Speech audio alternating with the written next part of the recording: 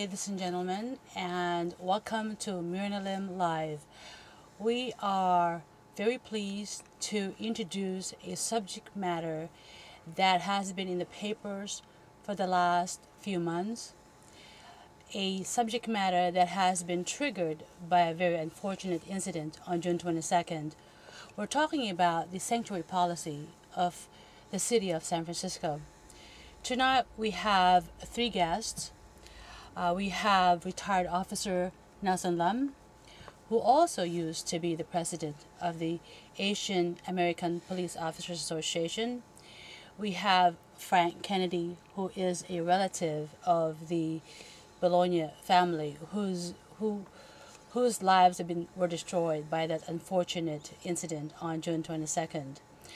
We will also have Mr. Chris Kobach, the attorney for the Bologna family, who will be joining us at 6:10. Welcome, gentlemen. Thank you very much, Mary. And How are thank you? you. And Frank, I'm so glad you can make it, and you're feeling much better.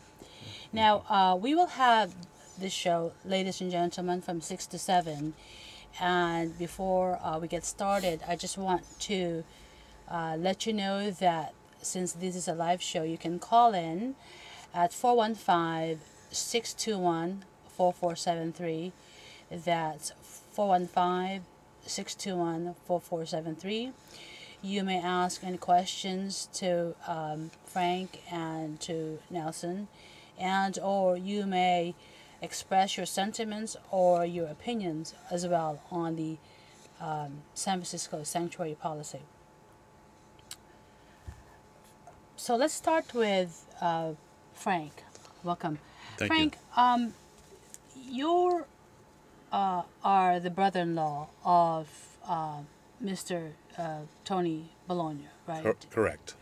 And it's rather a devastating incident. I remember distinctly that day. I was actually at the Manila Oriental Mart, 2 blocks away from that incident, from what happened. And a friend of mine called me from her cell phone and said, "Hey, Myrna, do you realize that the whole block is cordoned off?" And I was really shocked. Before that incident happened, have you thought about the sanctuary policy at all of San Francisco? To be honest with you, Myrna, I knew about the sanctuary laws. I wasn't really well briefed on what the laws were about, considering, the sanctuary laws with illegal immigrants coming into San Francisco. Right. I never thought in a million years that my brother-in-law and my 2 nephews would have been assassinated leaving my home across the bay in broad daylight on a Sunday afternoon at 3 o'clock in the afternoon. And it doesn't seem real. Exactly.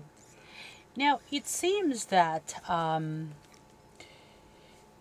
there's more and more now of the news coming out that a lot of citizenries are being violated or being victimized by illegal felons.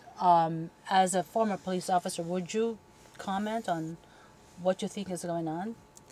Well, it's the police officer of San Francisco Police Department placed in an almost impossible situation. Right. Impossible in the sense that they are under the guidelines of the general order, which is put forth by the police commission, and the guidelines specify that they must obey obey the general order and ignore the federal statutes that governs the immigration. Right, right. And to every officer that worked the streets, they all know, a lot of these individuals out there, especially these felons who are selling drugs, who are committing violent crimes, that they are, they know that they're illegal, but yet, because of the sanctuary statutes, they are unable to do anything about it. Like for instance, what if a police officer is on duty and you encounter, say, a couple of robbers or something like that, or somebody assaulted some people. What is the process like? How do you determine whether or not these people are illegal aliens or something? Well, that is just the point. The general order of the San Francisco Police Department basically prohibits an officer's ability to investigate as to whether or not this person is in fact an illegal alien. When they come into contact with the police officers, they don't have to show any documentations. They really don't even have to answer any questions. So it makes his job very, very difficult. Okay. If let's say you encounter U.S. citizens, that would be given already, or how you would not ascertain at all what their citizenship is, and would when you check a person's background, wouldn't that show, or Well, again, what would show? the problem with this current policy is that it not only does it prohibit and inhibit the ability of police officers to investigate the crimes, it also inhibits the officer's ability to investigate those who are legal residents, because of the fact that every criminal out there now, they all know that you don't have to cooperate with the officers, you don't have to tell the officers anything, and you don't have to show the officers any documentations. I have read an article not long ago that 50% of the crimes being committed in California are being committed by undocumented felons. Would you comment on that? Yes, Myrna, I'll comment on that. That's from the justice system, from the judicial system of the federal government. It is true that 50% of the crimes that are committed, that are felonies, are committed by illegal aliens in this country, and that number is climbing. Every day we're losing 16 United States citizens to illegal alien crimes. I mean, we're talking about homicides. We're talking about U.S. citizens being murdered and assassinated by illegal aliens in this country every day. That statistic is more than what we've lost in the Iraq War in the Middle East. And I'm not taking anything away from our armed forces. I mean, they're in harm's way to protect this country, but we have a huge internal problem with domestic terrorism from these illegal aliens.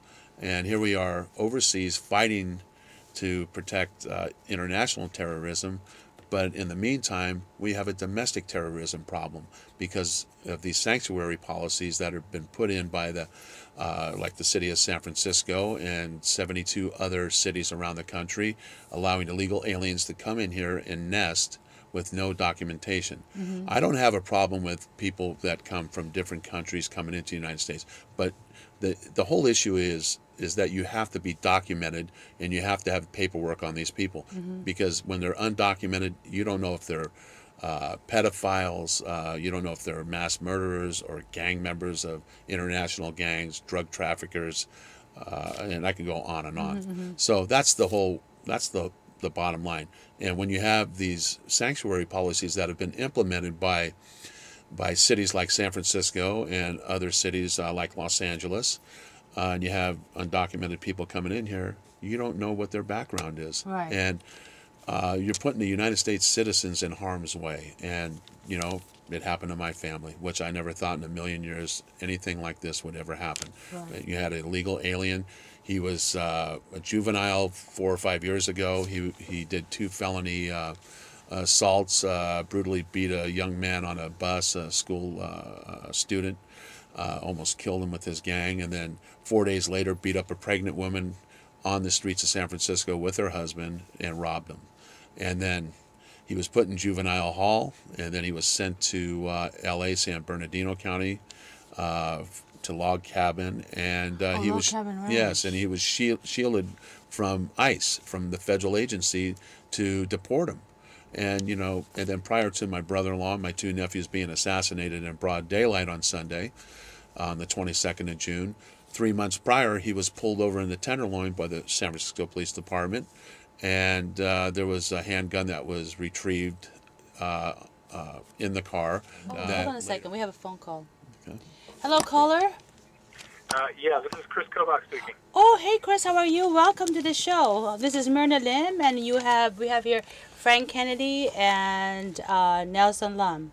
Welcome. Thank you so much for calling in. My pleasure. Can Hi, you hear Chris. me? Can you hear us? Yes, I can hear you. Hi, Chris. Okay, great.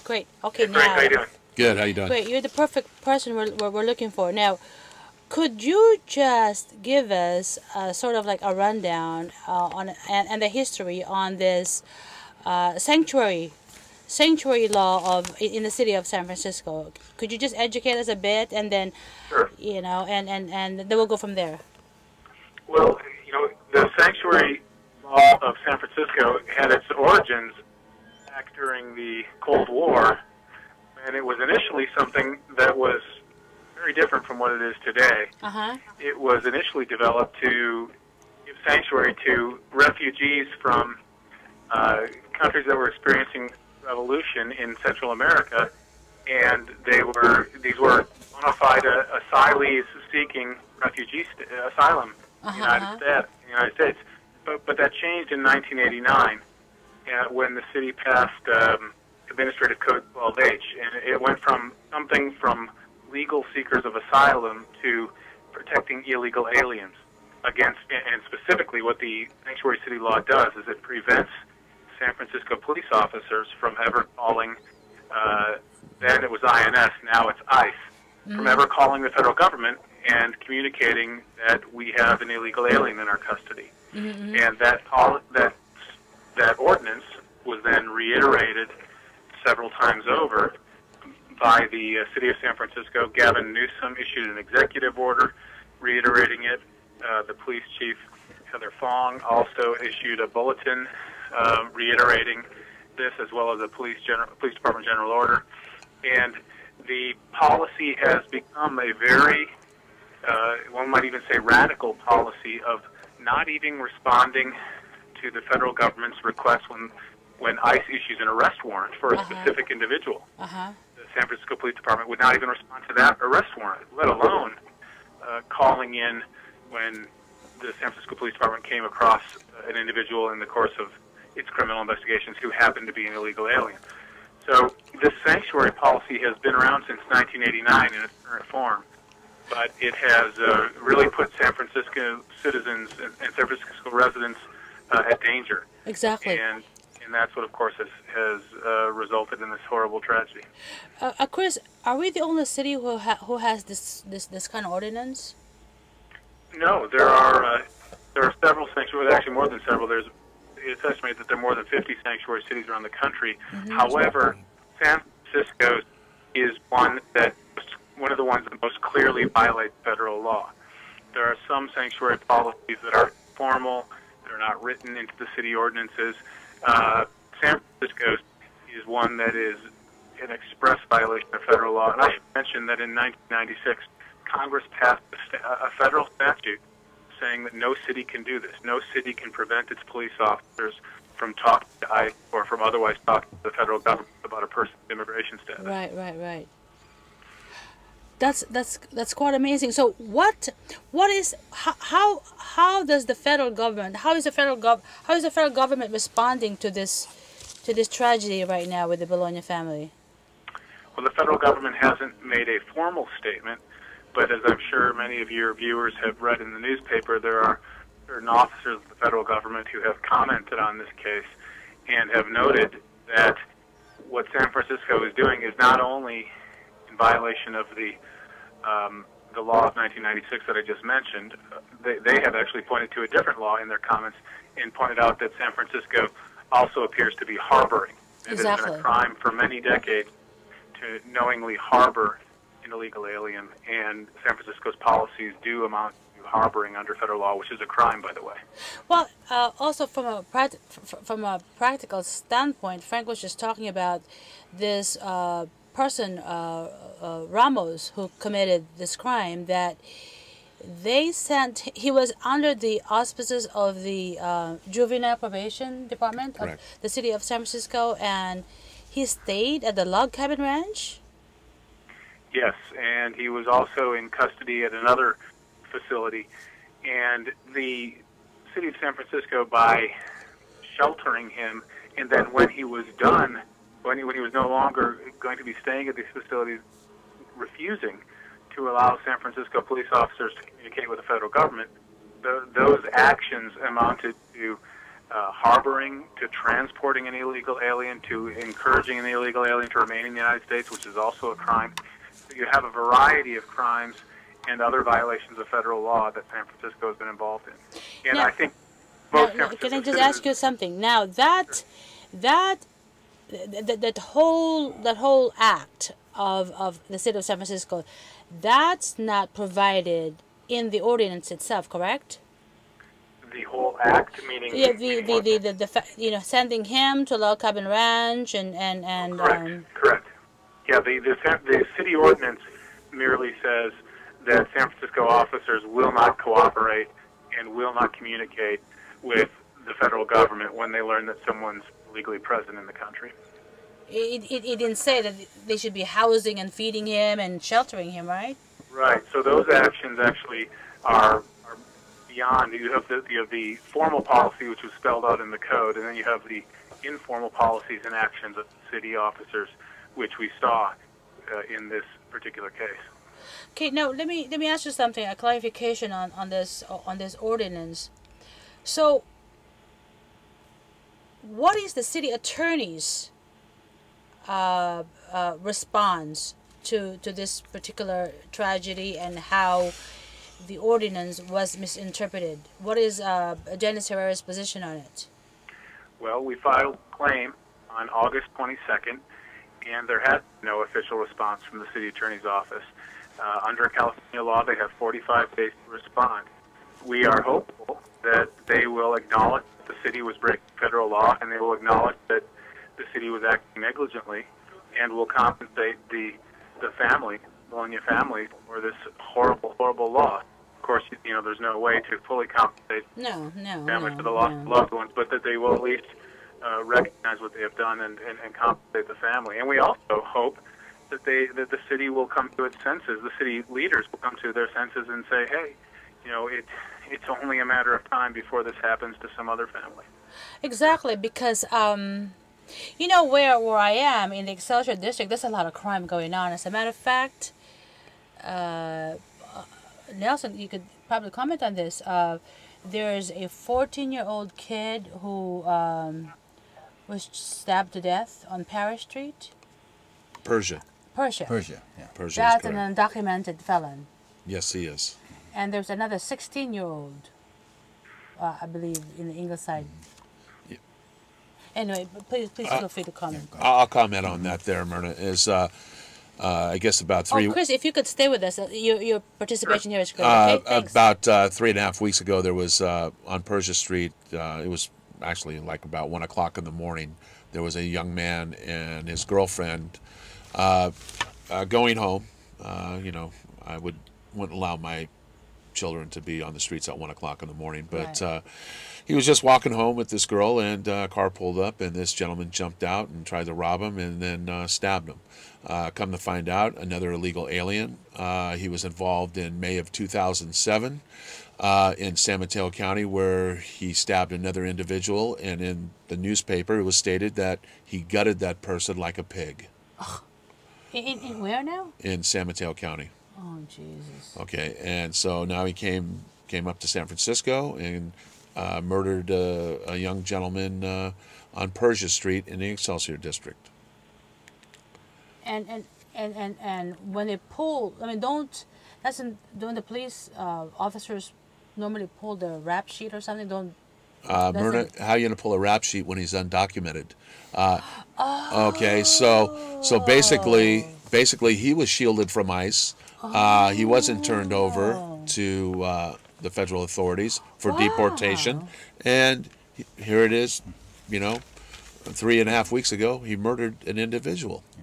Well, here lies the problem with this, with these restrictions on the officers who are actually working the streets. They know that.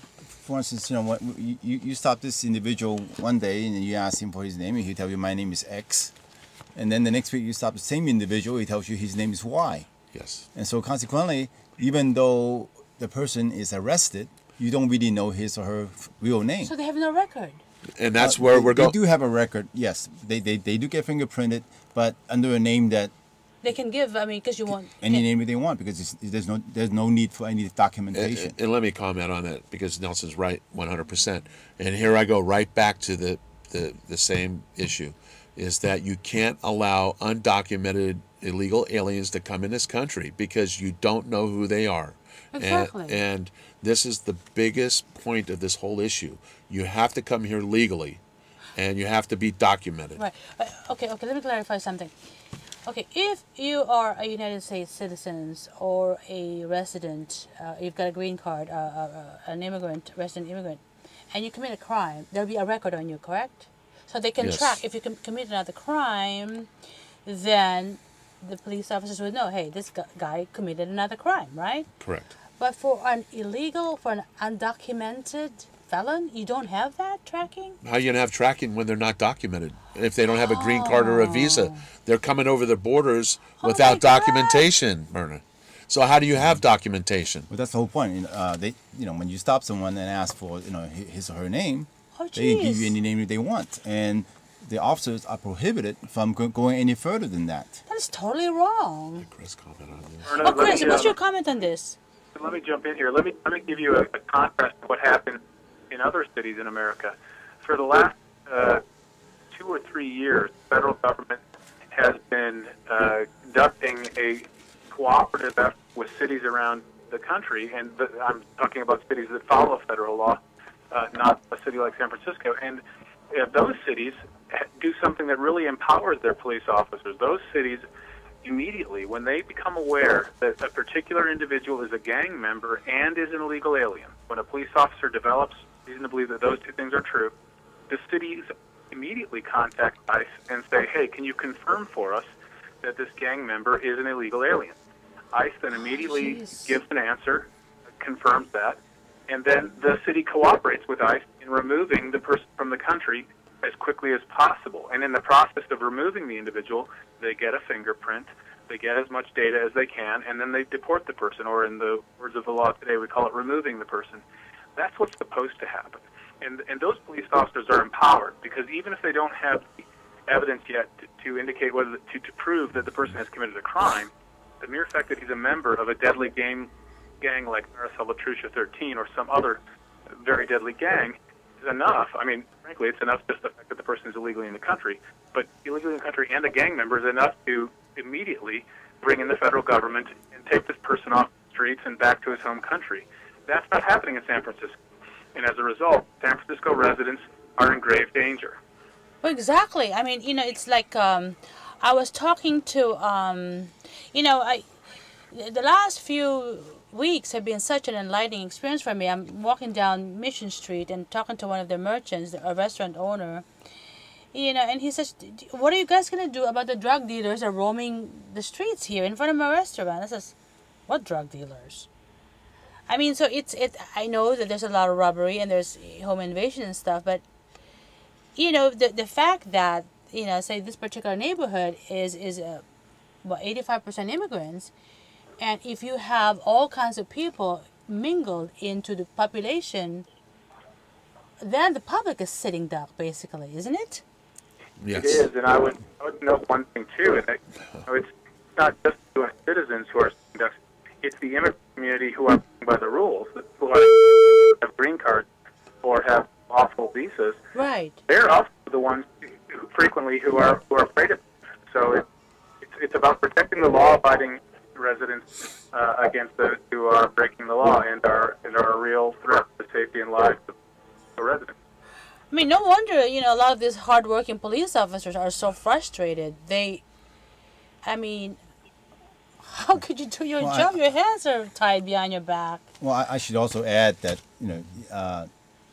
it's really unfortunate because generally the immigrants are the ones who are victimized Right. most of the time Exactly. by these by these criminals. I'm talking about immigrants who are legal, as well, Right. and along with those who came in illegally. One more thing I need to address. Earlier, you said that this individual Ramos committed murder. I think we need to keep in mind the fact that he's been charged, and so therefore the crime is still alleged. Right. Rather than, and we simply cannot say that he actually he has not been found guilty Right, of right, that particular right. crime. Okay, that's a sidebar. No, thank you. I'm sorry. I'm just joking.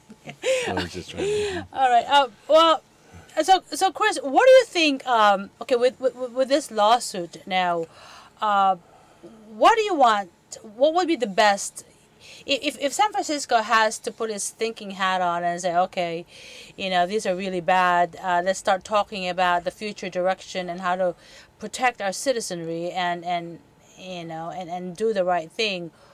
What do you think should happen?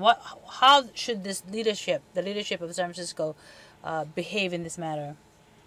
Well, if they were interested in actually, doing the right thing and in following the law, first of all, they would acknowledge their responsibility in this horrific incident with the Bologna family, and they would compensate the family for their financial loss. But then the second thing they would do is they would immediately abolish the ordinance and the policies that stem from that ordinance concerning San Francisco sanctuary policy. That ordinance is in violation of federal law. Exactly. And then they would instruct their officers to communicate fully, cooperate fully with ICE. That would make San Francisco residents much safer. Yes. Residents of all citizenship and regardless of their status would be much. I know I'm probably taking up a lot of airtime, and Nelson wants to say a few That's things okay. too. But what I like to say, I'm a native San Franciscan. I'm third generation, and I'm totally appalled by the sanctuary policy. This was once a great city, and it could still be a great city, but the politicians need to understand one thing: you do not break federal laws, and you need to protect the citizens of San Francisco, the city and county. And this city now has such a black eye on it. I mean, this used to be one of the great tourist cities to come to.